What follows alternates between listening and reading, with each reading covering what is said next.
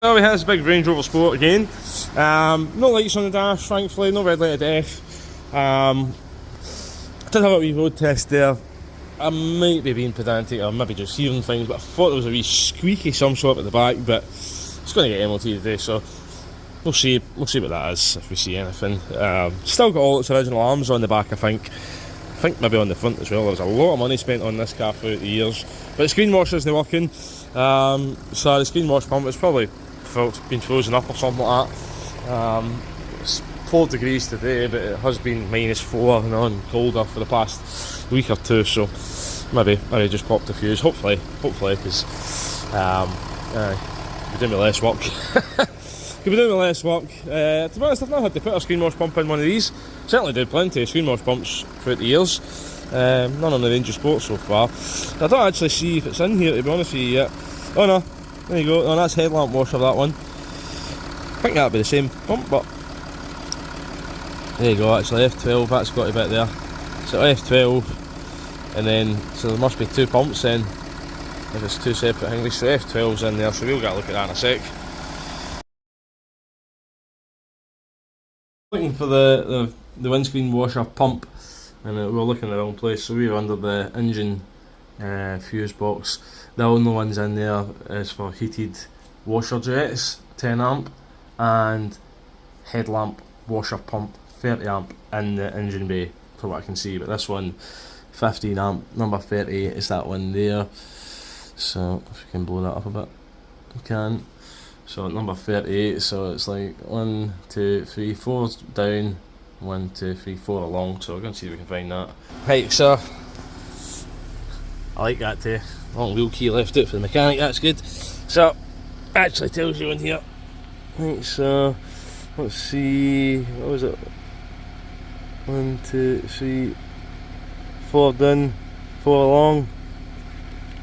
F38, 15 amp it says on there. It told me it was a 30 amp on my one, so that's why I was wondering. So I can see there's a blue 15 amp in there that's an oddball. There's actually been 2 replaced in there at some point, so we'll go and check these ones. Right, hold on.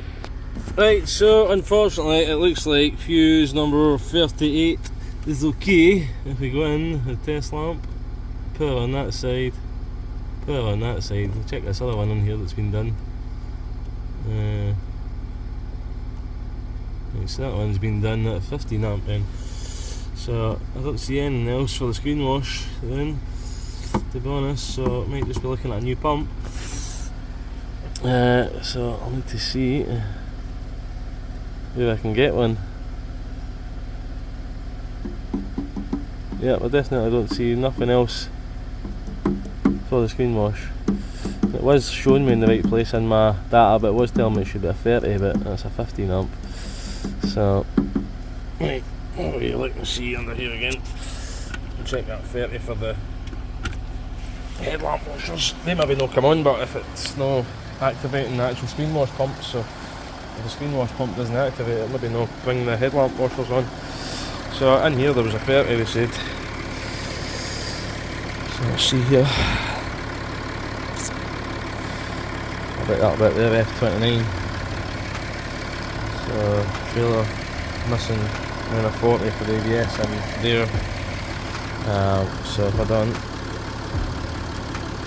right, so that one's full.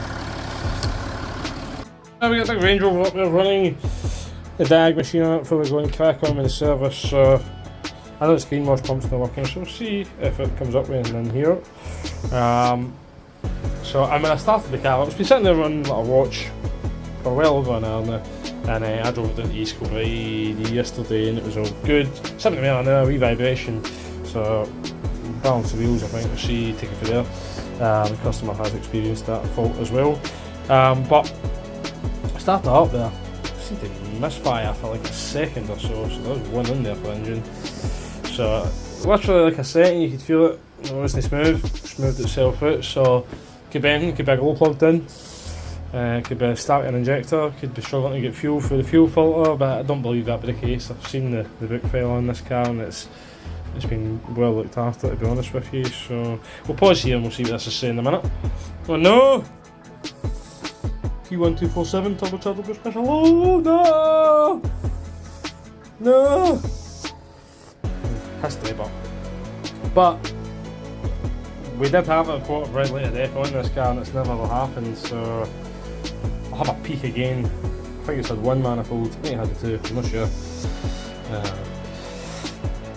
So what we got here? Right rear, unlock, pull switch, keyless vehicle module, passenger's door, cut lamp, left mirror, turn signal, intermittent. Oh, it seems to be working on the lights. So communication with, that's because of it's got an aftermarket heater control unit in it. So again, front right turn signal on the driver's door module.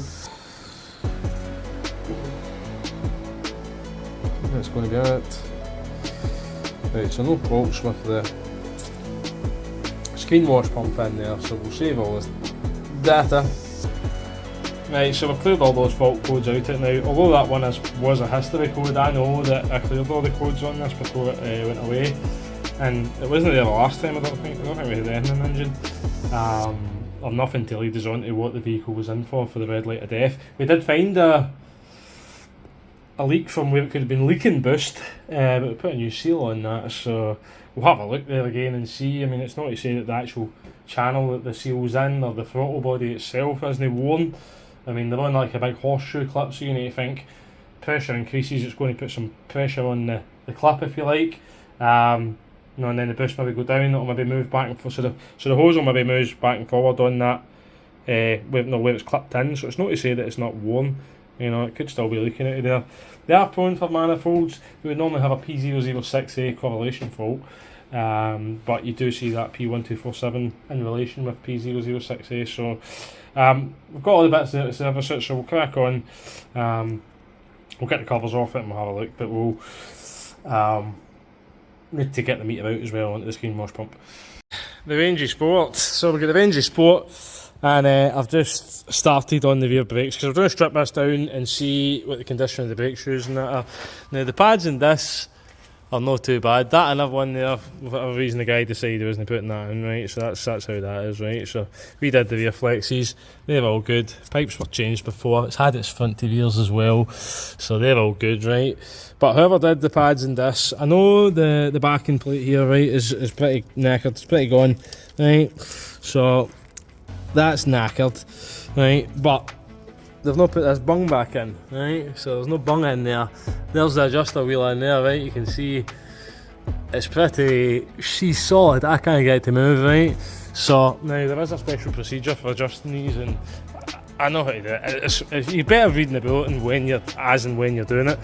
But if memory serves right, it's like something like, say, 10 clicks forward, 9 clicks back. You know, chap, make sure everything spins okay, take it a run, bring it back, make sure everything's okay. But not put the bung in this side either. There's just a wheel in there, so you can see it's absolutely rotten. So I've just priced pads and discs on it. Pads, discs, a wear indicator, wire, shoes, fitting kit. I know it's all available. The discs aren't too bad, but what I'm going to do to get them off, I don't know yet. You see that pad is thicker than the other side as well, so whether there's a fitment issue there, I don't know, or if that caliper's starting to go, the brake readings on it were fine on the MOT, so that must have been done at some point, that rose bush. Let's see this one. I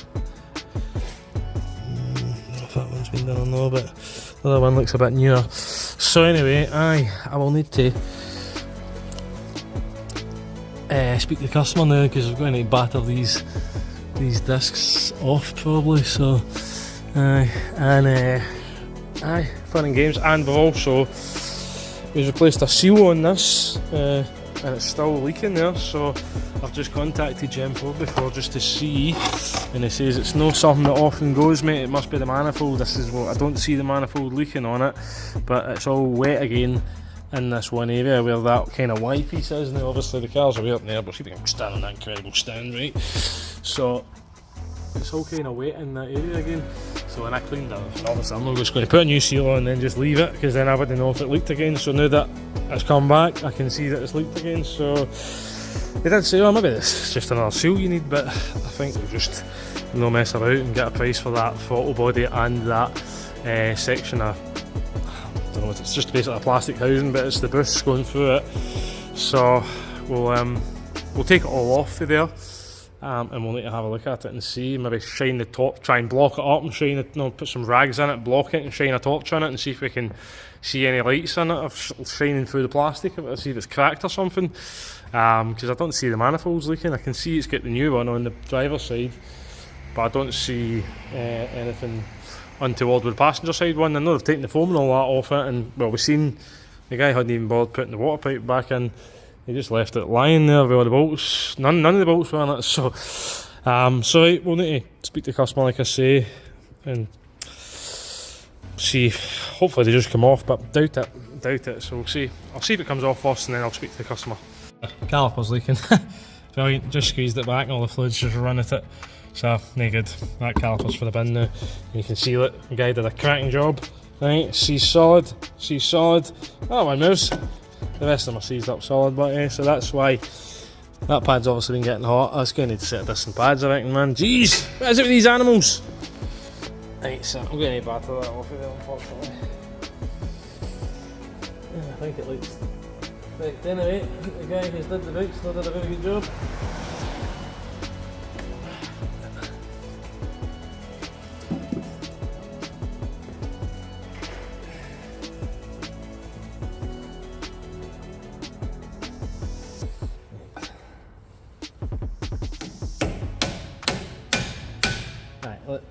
Brake pad's just separated on me.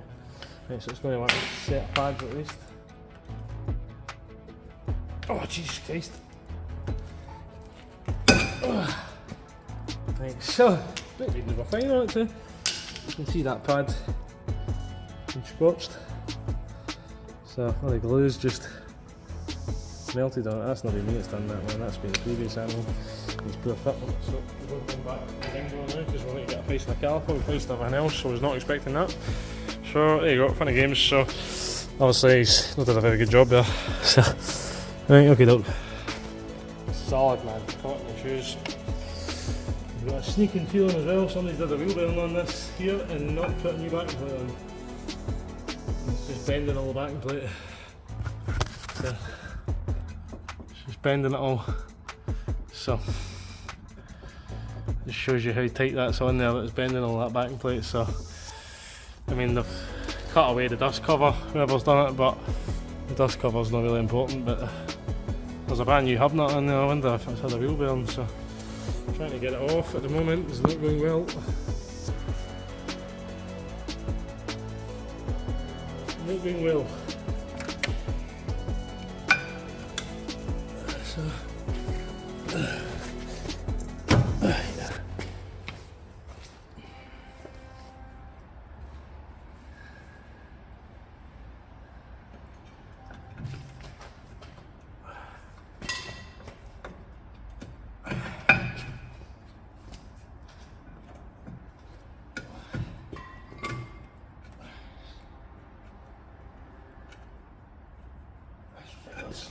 absolutely ridiculous, man. For the cost of a set of shoes, man. You know what I mean? And it's a prime example of, aye, that's your motor done, mate. We don't give a fuck how long it lasts. It was done when it was done. If it went wrong after that, who cares, eh? As long as we get paid. As long as we get paid, eh? And the next guy's in here fighting that hell with it. Tooth and nail, two big huge levers. Oh, and I'm caught in the exhaust, strangling myself. Right.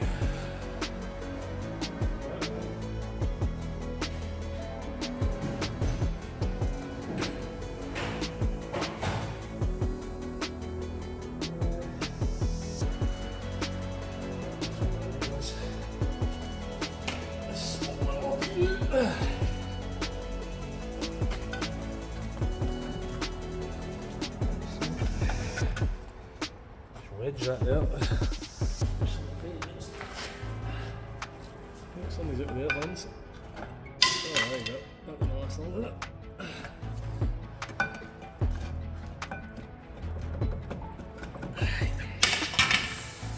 Right, well, you've all seen how incredibly difficult this is to get off. Probably going to cut that off. It won't come.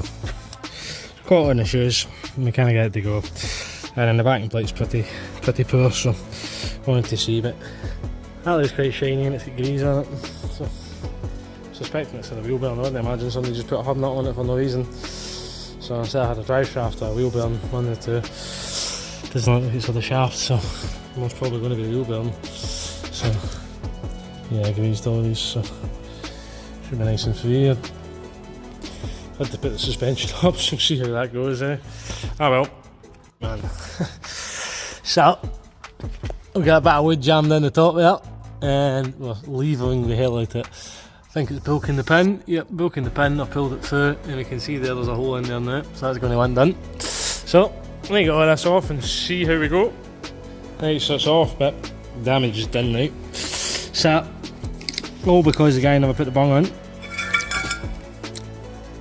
So there's a big lip in there, which has been catching on the disc. Right, so I've maybe been adjusted up wrong. Plus, he's no put the bung in, so I had to chap that.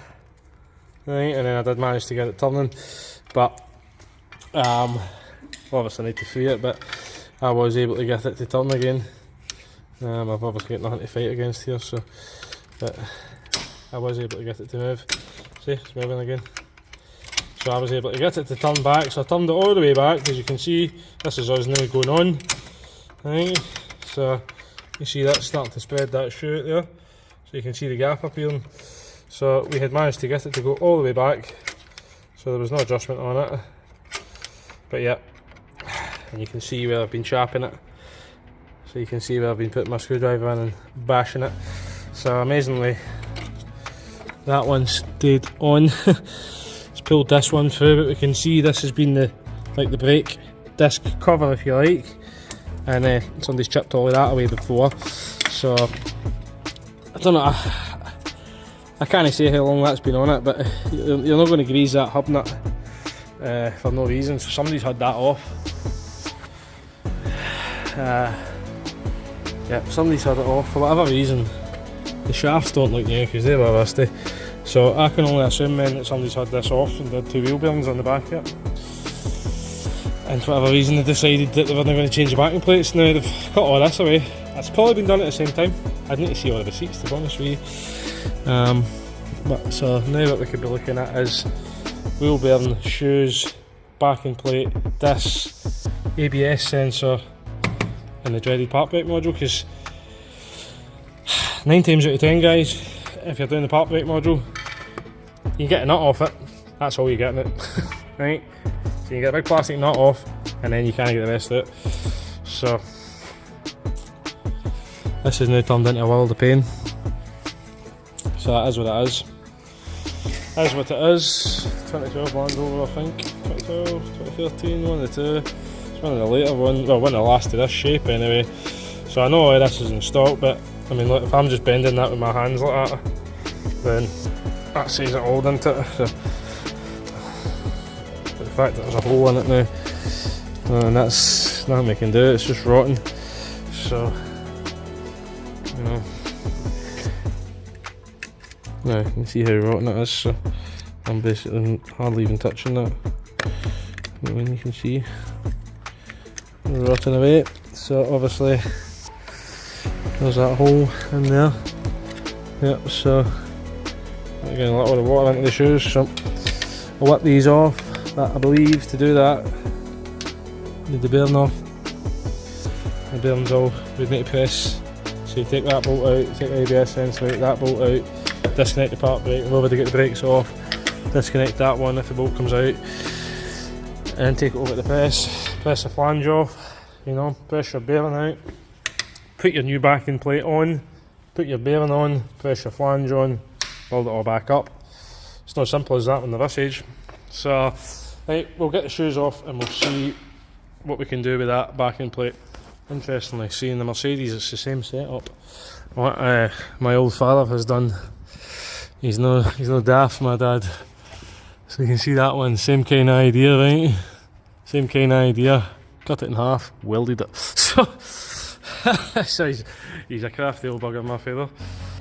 Right, so the shoes, right? So I said that the shoes are perfect on the thickness, right? Probably somebody's changed them. Don't put the bung back in, but this is what happens. Look, the lever. That's your park brake lever there. Seized. I'm trying to lever the shoe away from the park brake lever. That's how tight it is. So it wouldn't have been long until, where are you, Mr. Park Brake Motor? See him up there? Wouldn't have been long until that was been done. Is it still on its mounts? Nope, mounts are broke off it, see it? So I'm just looking how much force I'm putting on it, right? Twisting it. Top mounts are broke off it. Really common. Really common, it's just rot. So, still working, but it's quite quiet actually as well. So like I say, that's all off. That's rotten and solid. I mean, I'm solid, but I can't move it. And there's all the brake dust to show you that it's been dragging on. So what'll happen is you pull the handbrake on, then you'll take the handbrake off, take it to park and put it in and drive away. I'll buff the shoes down a wee bit, you know, and then it'll be fine. So I don't feel any brake binds on it or anything like that either, so it's probably just, I moved that with a big lever, right, so it's probably just been stuck in the closed position. So the cable, for what I can gather, is free, right, so if this side looks like this, then pretty confident that's how the other side's going to be. So